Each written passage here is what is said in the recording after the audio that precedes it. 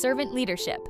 What the world needs is more principled leaders and less blind followers.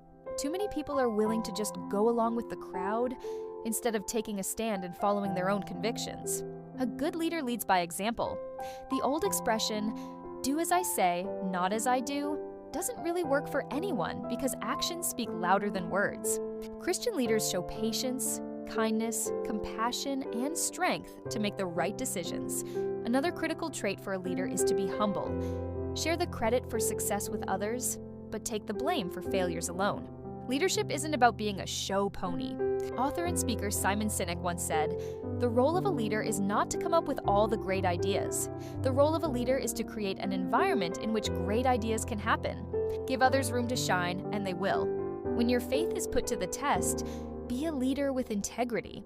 It's much better to stand with God and be condemned by the world than to stand with the world and be condemned by God.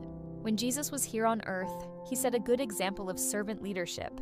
He wasn't concerned about his title or position, but rather always kept in mind his heavenly purpose. He was always thinking of others, never about himself. God is calling for everyone to follow in the footsteps of Jesus and lead by sacrificially serving others with his love. In other words, be a servant leader. Scripture references: Mark 10:42-45, 1 Peter 5:3, John 13:12-15, James 3:1. Words from Brenda Walsh Ministries.